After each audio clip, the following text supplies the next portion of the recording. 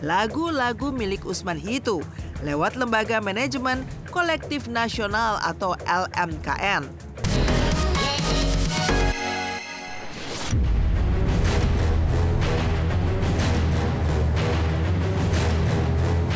Berita panas silet hari ini diawali dengan kasus panas dugaan pelanggaran hak cipta yang kini tengah menyasar Ayu Ting Ting.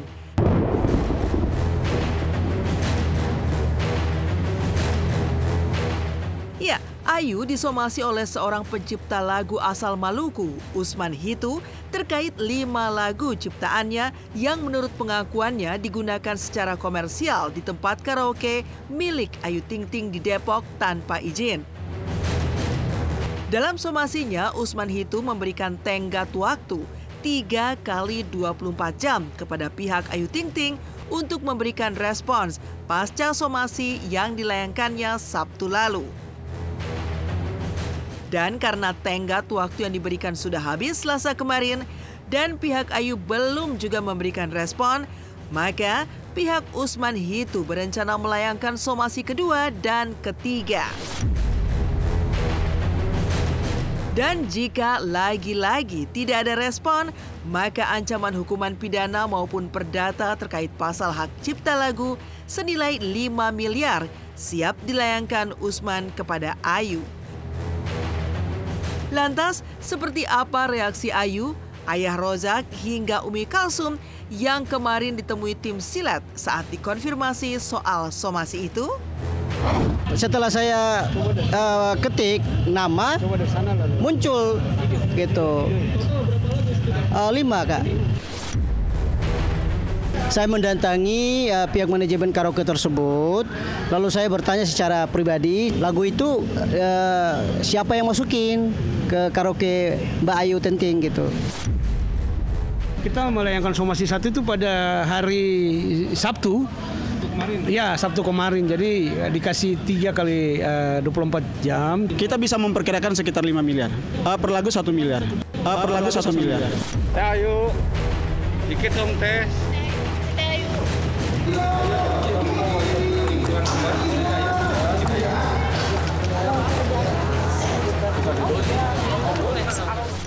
Yang dia mau gugat ini masalah hak apanya. Kalau bagi saya hak terkaitnya udah tidak ada.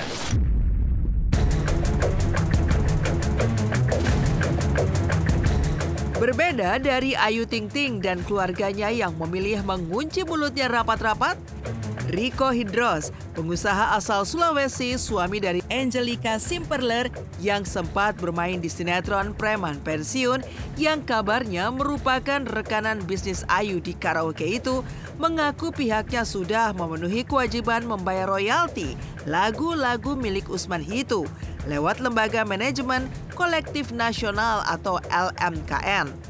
Lalu benarkah Rico sudah menghubungi pihak Ayu Ting Ting dan akan mengambil tindakan hukum balik?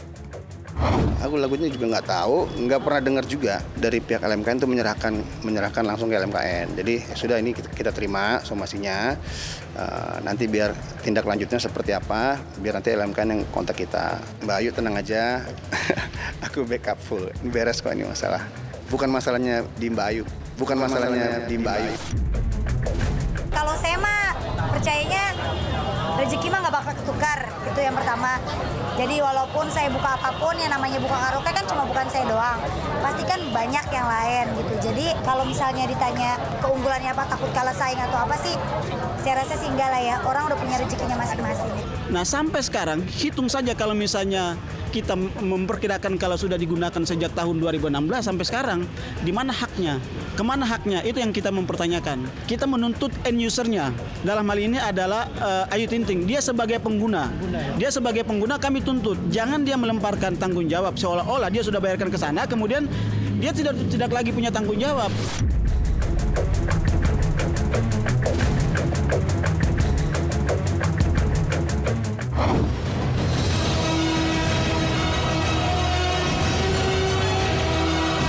Tak hanya panas kasus dugaan pelanggaran hak cipta yang menyeret nama Ayu Ting Ting Rabu 16 Juli 2025 kemarin, yang juga tak kalah jadi sorotan, Pengadilan Negeri Jakarta Selatan kembali menggelar sidang lanjutan atas kasus dugaan tindak asusila terhadap anak di bawah umur yang menyeret nama Fadel Bajideh.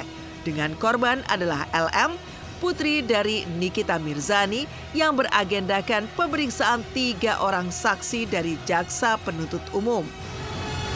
Namun kali ini bukan isi persidangan yang jadi sorotan, melainkan sikap Fadel yang kini terlihat jauh lebih percaya diri. Jika sebelumnya tampak tegang dan serius, kali ini Fadel justru tampil lebih rileks, bahkan sempat tersenyum saat baru datang walau dengan tangan terborgol dan memakai rompi tahanan.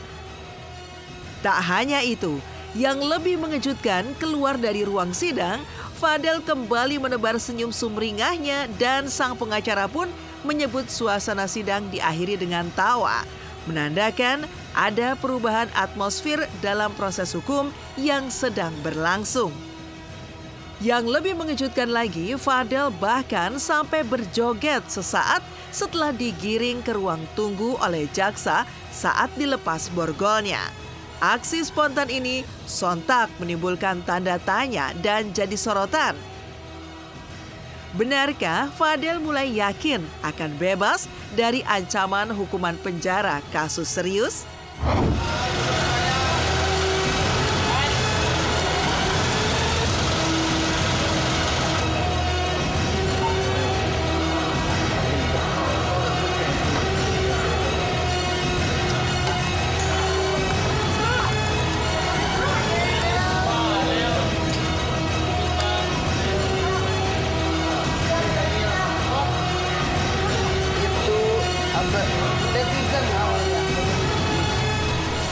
Seperti apa nih? Aman, Saksiannya gimana? Saksiannya gimana? Saksiannya mantap, alhamdulillah mantap.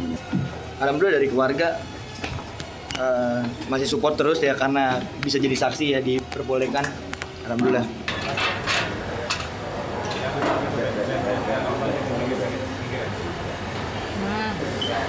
Del, lihat sini dong, Del, jogetnya lihat sini, Del. Fadel, jogetnya lihat sini dong.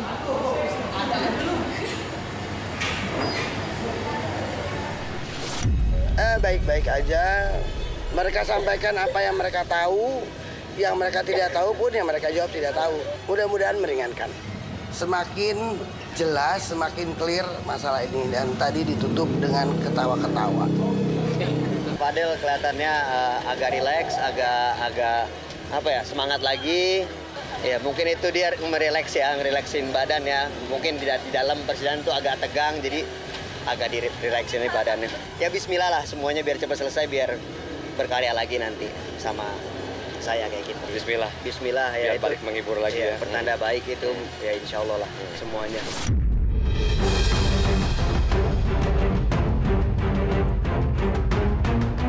Bahkan saat diminta wartawan untuk menghadap kamera saat ia berjoget, Fadel Bajideh justru tertawa lepas.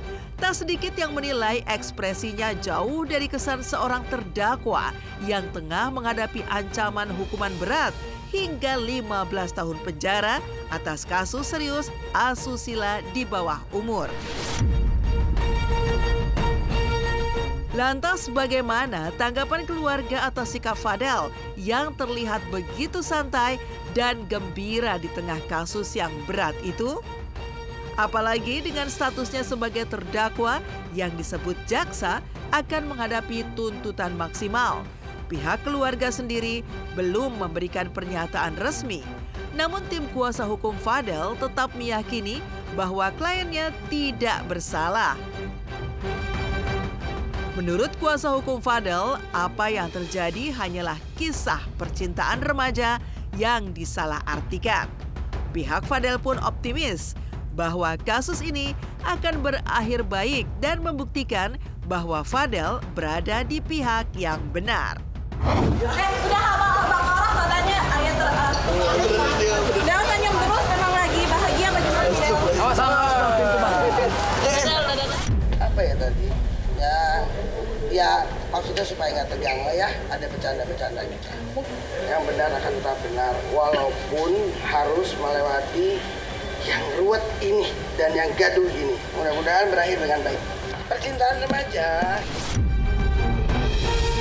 Ya itu kan ancamannya 15 tahun seingat saya ya. Dan ada beberapa pasal-pasal gabungan seingat saya. Nanti dilihatlah. Karena Loli itu sudah saya anggap anak sendiri. Saya juga merasa ya marah atas peristiwa ini. Marah karena saya dari kecil udah ketemu sama Loli. Yang saya harapkan ya 15 tahun sesuai dengan ancaman maksimal. Karena apa? Ini menghancurkan masa depan seorang anak yang akan berangkat ke luar negeri, yang sekolah di luar negeri. Sama terima maaf ya kan Nuki ya? Enggak, tidak akan. Karena putri semata wayang saya sudah dihancurkan.